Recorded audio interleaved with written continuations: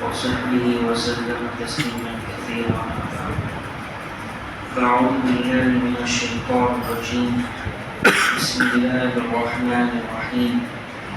يا أيها الذين آمنوا اتقوا الله حق تقاته ولا تموتن إلا وأنتم مسلمون.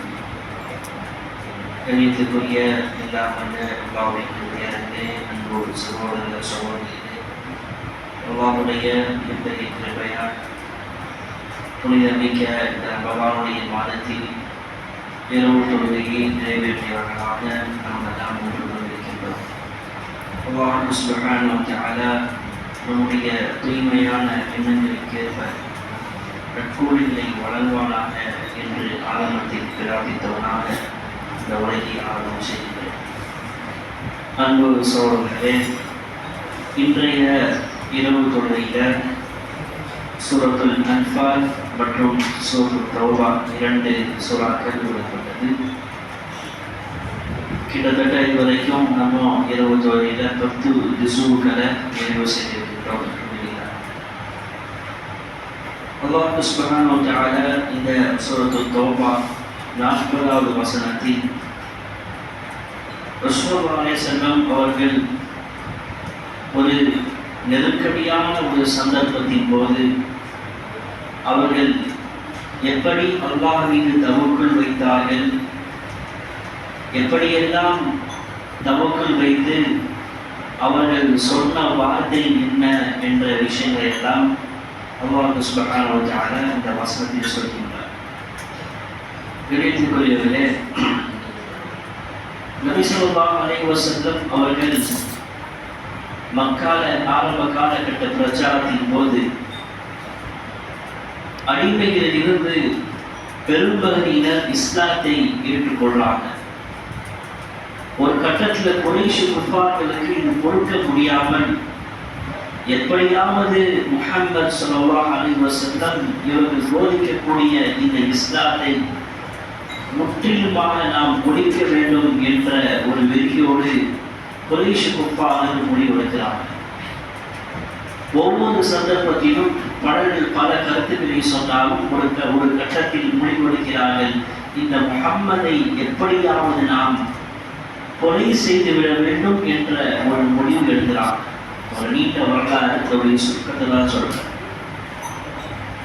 அப்படி ஒரு நாள் என்ன செய்யறாங்கன்னு சொன்னா, ஒரு குறிப்பிட்ட சமூகத்தால் மட்டும் கொலை செய்தால் அது சரியாகாது, எனவே நாம் அனைவரும் சேர்ந்து நாம் முஹம்மதை ஸல்லல்லாஹு அலைஹி வஸல்லம் அவர்களை நாம் கொலை செய்து கொள்வோம் என்று ஒரு தீர்மானம் எடுக்கப்பட்டு நபியுடைய வீட்டை அப்படியே சுற்றி வர்றாங்க.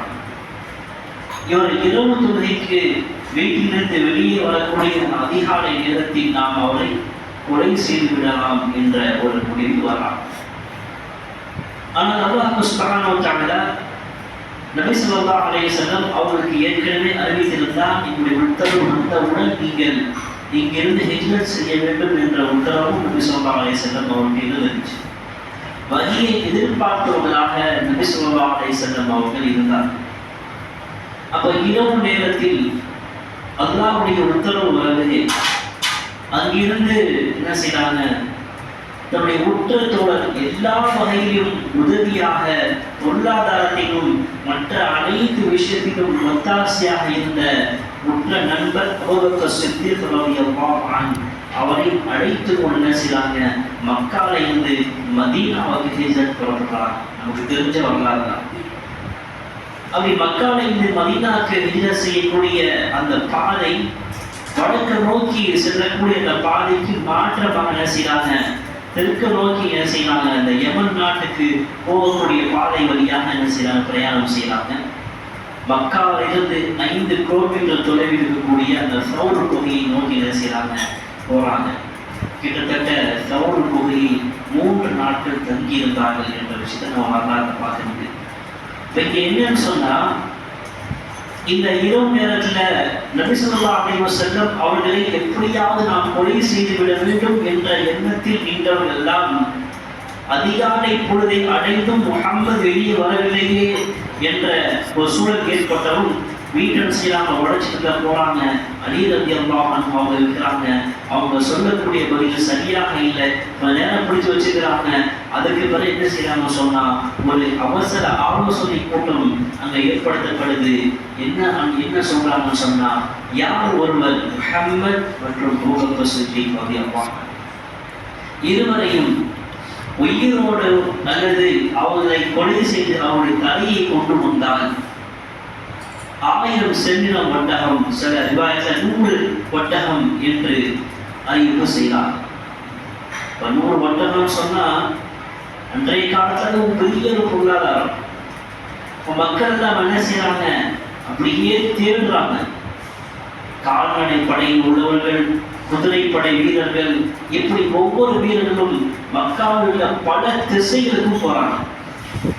ஆனா என்ன அறிவிச்சிருக்காங்க, 100 செந்நிறம் ஒட்டகம் அப்படின்ற உடனே சிறுவர்களுக்கு எல்லாம் என்ன செய்யறாங்க சொன்னா தேடுறாங்க. அப்படி தேடக்கூடிய நேரத்தில் ஒரு சந்தர்ப்பத்தில் தவறு வகையை அந்த எதிரிகள் அடைகிறாங்க.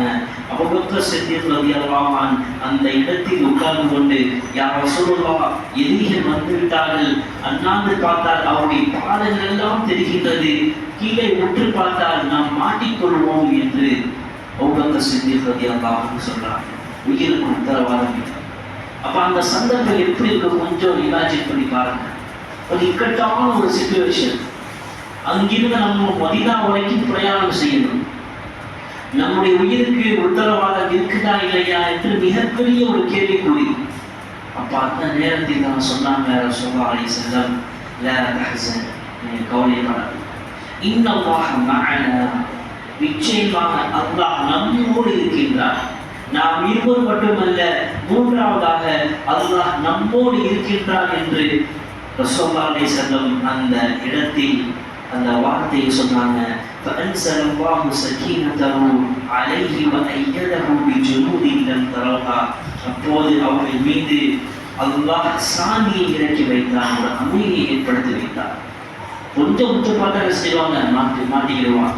அப்ப அந்த நேரத்தில் அவங்க என்ன செய்த, நம்பிக்கை இஸ்திகாமத்தை இழக்க, அல்லாஹ்வுடைய கட்டளை, நான் அதான் நினைச்சிட்டேன், இங்கிருந்து நான் மக்காவிலிருந்து மதீனாவுக்கு நான் ஹிஜ்ரத் செய்கின்றேன், அல்லாஹ்வுடைய கட்டளையை நான் செய்கின்றேன், அல்லாஹ் எனக்கு இறுதி வரைக்கும் எனக்கு பாதுகாப்பு தருவான் என்ற உறுதி நபி ஸல்லல்லாஹு அலைஹி வஸல்லம் அவங்களுக்கு இருந்துச்சு.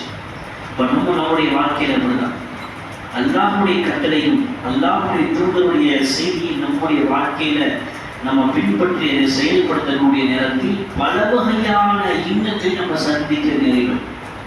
அப்ப நம்ம செய்யக்கூடிய செயல்பாடுகள் எல்லாம், யாரெல்லாம் நான் செய்யக்கூடிய இந்த செயல் உனக்காக நான் செய்யல, நபி ஸல்லல்லாஹு அலைஹி வஸல்லம் காட்டிய இந்த வழி, நான் உன்னுடைய பொருத்தத்தை அடைவதற்காக நான் இப்படி எல்லாம் செய்கின்றேன் என்று நாம் செய்யும் போது அந்த விஷயத்தில் அல்லாஹ் இறுதி வரை நமக்கு வெற்றி தருவார்.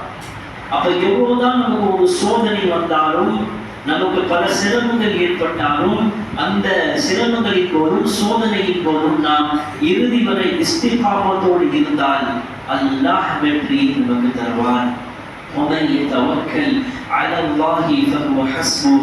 யார் ஒருவர் அல்லாஹ்வின் மீது உறுதியான தவக்குல் வைப்பாரோ அவருக்கு அவன் போதுமானவனாக இருக்கின்றான் என்று அல்லாஹ் சுப்ஹானஹு வ தஆலா நமக்கு சொல்லித் தருகிறான். அந்த அடிப்படையில் நம்முடைய உள்ளங்களை நாம் வலுப்படுத்த வேண்டும், நம்முடைய உள்ளத்தில் நல்ல இஸ்திகாமத்தை ஏற்படுத்த வேண்டும். எல்லா நிலையிலும் அல்லாஹ்வின் மீது நாம் தவக்குலை வைக்க வேண்டும். அல்லாஹ் சுப்ஹானஹு வ தஆலா அப்படிப்பட்ட ஒரு தவக்குலை ஏற்படுத்துவானாக. ஒரே ஒரு துவா மட்டும் நம்ம சொல்லி முடிச்சுக்கிறோம். நபி ஸல்லல்லாஹு அலைஹி வஸல்லம் அவர்கள் பல்வேறு சந்தர்ப்பங்களில் ஓதிய ஒரு துவா, அல்லாஹும்ம ஜஅல் கல்பி நூரா. ஒரு அழகான துவா, அல்லாஹும்ம ஜஅல் கல்பி நூரா. யா அல்லாஹ், என் உள்ளத்தில் ஒளியை ஏற்படுத்துவாயாக. வஃபீ பஸரி நூரா, என்னுடைய பார்வையிலும், வஃபீ சம்இ நூரா, என்னுடைய செவியிலும் நீ ஒளியை ஏற்படுத்துவாயாக. வஅன் யமீனி நூரா வஅன் யஸாரி நூரா, என்னுடைய வலதுபுறமும் என்னுடைய இடதுபுறமும் ஒளியை ஏற்படுத்துவாயாக. வஃபௌகி நூரா வதஹ்தி நூரா, எனக்கு முன்புறமும் எனக்கு பின்புறமும் ஒளியை ஏற்படுத்துவாயாக. வஅமாமி நூரா وخلفي نورا واجعل لي نورا எனக்கு முழுமையாக ஒளியை ஏற்படுத்துவாயாக என்று நபி ஸல்லல்லாஹு அலைஹி வஸல்லம் அவர்கள் பல்வேறு சந்தர்ப்பங்களில் துஆ செஞ்சிருக்கிறாங்க. அதே போல சொன்னாங்க, இந்த கல்வை பரிசுத்தமாக வைத்திருக்க இன்னொன்று ஒரு ஹதீஸ் சொல்லியிருக்குது. அவர் சொன்னாங்க, அல வஹியல் கல்ப் அல இன்ன ஃபில் அர்தி நுர்பா இதா ஸலஹத் ஸலஹத் ஜஸது குல்லுஹு வ இதா ஃபஸதத் ஃபஸதத் ஜஸது குல்லுஹு அல வஹியல் கல்ப். உங்களுடைய உடலில் ஒரு சதை துண்டு இருக்கின்றது. அந்த சதை துண்டு சீர்பெற்று விட்டால் உடல் முழுவதும் சீர்பெற்றுவிடும். அந்த சதை துண்டு சீர்கெட்டு விட்டால் உடல் முழுவதும் சீர்கெட்டுவிடும். அல வஹியல் கல்ப், அதுதான் உங்களுடைய உள்ளம் என்று சொன்னாங்க.